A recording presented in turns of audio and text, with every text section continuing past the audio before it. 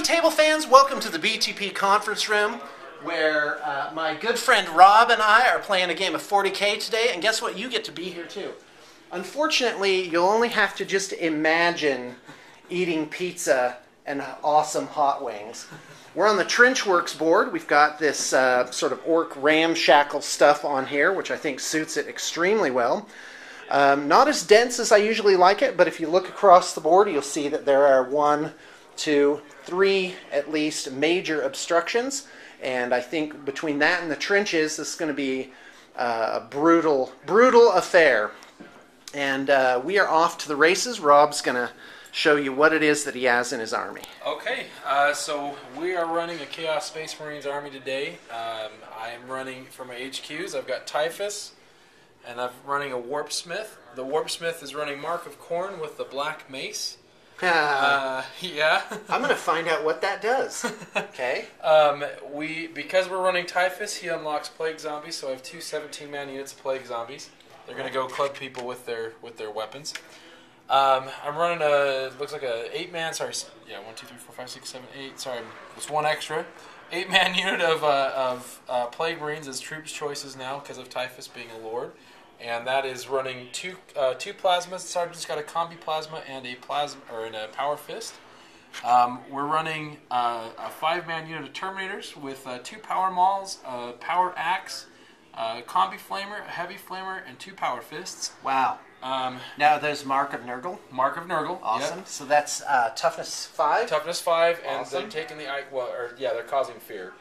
Which doesn't ready. really matter for you guys since they're fearless. Yep.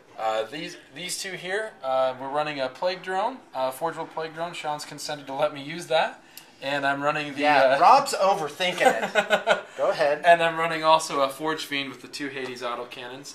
That's fantastic. We rolled before the video here, running on the boon charts.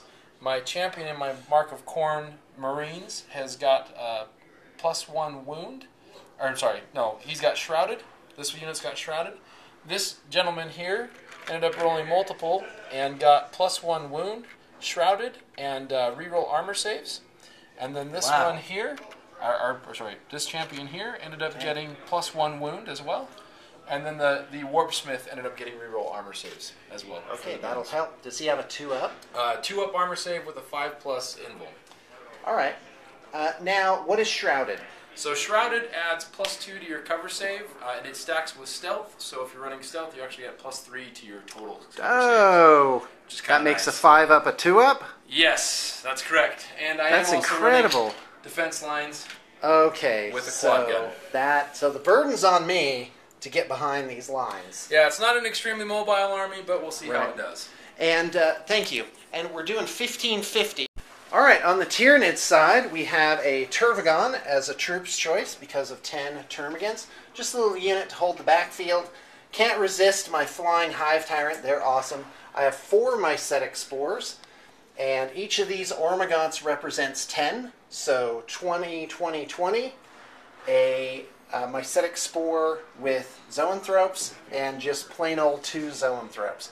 So 1, 2, 3, 4 units with Synapse for 1, 2, 3, 4 units without Synapse. So I should be pretty good on the Synapse, and we're gonna roll them.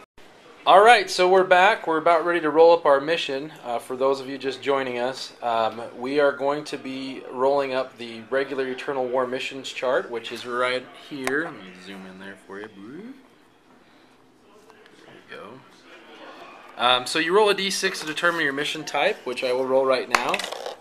We got a 4. 4 is, I believe, let's see here, I think that's the Scouring. That is the Scouring. So we will be running the Scouring today. And the deployment, we roll a d3. Our deployment is Dawn of War, which is the standard setup that most of us are used to, running the 12-inch deployment zones on the long length sides of the table. So Sean and I are going to roll off to see who picks which side, and then we'll go ahead and read the mission rules right after that. All right. All right, so... By the way, I'd be holding the camera, but I'm like wolfing down these wings. I apologize for the camera angles, so we're going to make sure these are clear. Spirit of Chicken, we honor you, and the sacrifice you have made. So this is the roll-off. We're going to roll for deployment zones. Tyranids, roll a 2, Chaos a 5. And rolls a 5, and there's the pizza. All right, so I will be picking sides. Man, he has got a lot of stuff here. We will get right back to you.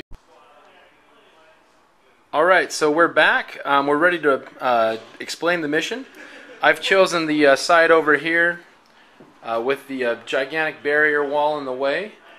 We are going to be playing Dawn of War, so we'll be playing lengthwise. These chicken wings are not going to be terrain, at least not that I know of. But anyway, going to be taking this side with 12-inch deployment. I'll be deploying first. But we thought we'd give you an overview of how the deployment's going to run and how the Scouring works. Scouring has some interesting objectives. First of all of the fast attack units are counted as troops choices in the Scouring. Sean does not have any fast attack in his list. I only have one, the Blight Drone. So that's a nice little bonus for me. I'm going to need it. But what we do is we place 6 primary objectives on the board, so there will be 6. They're going to be randomly determined, 1 with a 4, 1 with a 2, 2 with a 3. I'm sorry, 1 with a 4, 2 with a 2, 2 with a 3, and 1 with a 1. And we don't flip those until after deployment, so we don't actually decide where those go until then. The victory conditions are just victory points, and then of course all the secondary objectives are still in play: the Slay the Warlord, First Blood, and Linebreaker. We'll explain those as the games go on. Other than that, if you destroy a fast attack unit, for every fast attack unit destroyed, the enemy gets a 1 victory point equal to that. So. And then, in addition to that, we are using the night fighting, mysterious objectives, and reserve special rules. No mysterious objectives. Oh, I'm sorry. We won't be using mysterious objectives. No mysterious objectives. Those do add a little jankiness to the game. Anyway, we'll be setting up now. Thanks. All right, we've placed our objective markers. Now, my army does not hang back in the backfield, as you'll notice. Pretty much everything other than the termagants rushes forward. So I didn't put all of my objectives in the back. So on the Chaos Space Marine side, we have 1 here, 1 there on the bridge, 1 over here on the road. I have another one on that same road, 1 right in the middle of the board down in this trench. I placed that one because I think there's going to be some fighting going to happen right here. And hard to predict. And then I put the last one conservatively back here. And that's probably where I'm going to put my termagants. And off we go. So Chaos Space Marines, we have an obstruction here. This is impassable terrain, the pit of chicken wings. So we're off to Chaos Space Marine deployment. All right, it's Rob's turn to eat, and I am going to, yes, the local pizza shop, 2 Jacks, is awesome. All right, so I have 8 units, 5 of them scoring, and only 4 of them on the board to start with. So my deployment's pretty easy. I got the termagants here on this objective. The 2 zone throps, kind of shepherd them and move upfield here for when things get dicey. And really, if you look at it, all I got to do is, depending on how the objectives turn out in terms of what their value is, I've only got, I've got 2 over here. So I'm going to pump out some pups here and have them hopefully score there. And this right in here is where it's going to get dicey. This is going to be, Rob is really castled up. So here's what he's got. He's got the cultists scoring, so where is he going to go? He's going to, this is easy pie for him. And basically these guys, they don't look like they're going anywhere. I've got the Forge Fiend, and he has a 36-inch range, so his threat goes right out to the middle of the board here. But it is funneled through this relatively narrow line of sight right there. And the quad cannon has immense threat, but again, it's blocked by this. And but I have put my Turvagon really in a not such a hot position, because you can see her right over. Let me go ahead and just zoom in on that. You can see her right over that obstruction, but pretty soon she's going to be down in the trench and out of sight right behind this thing right here. So the Plague Marines really are Rob's most mobile force. They're going to be the ones that are going to be first to respond to any threats. And they're brutal with the champion and all that plasma and typhus in there. That is not going to be easy. But I do have 60 Ormagants, which are going to be right in the trenches right away. So, are you going to let me have first turn then? What's going to happen? Let's see here. Well, now that we've deployed, before we roll seize the initiative and decide who's going first, we're going to see what objectives are what. Okay, let's do it. So okay, so go ahead. So when you're playing the Scouring, the easiest way to determine which objective goes where, if you don't have special tokens, it's just number out the objectives. We'll just go 1, 2, 3. Isn't there one back here? No, right here. I'm sorry. 4, 5, or 6. Oh, 6. Okay, I'm sorry. We'll go 1, 2, 3, 4, 5, 6. Okay. We'll roll for the first one. We'll make so this one's 5. Yes. So 1, 2, 3, 4, 5, 6. Right. Okay. So we'll roll right now for the 4-point objective. See where that's going to go. That's going to go on 5 right in the middle. So the most expensive points right there in the middle. All right. Because the points are determined. You know what? Okay, great.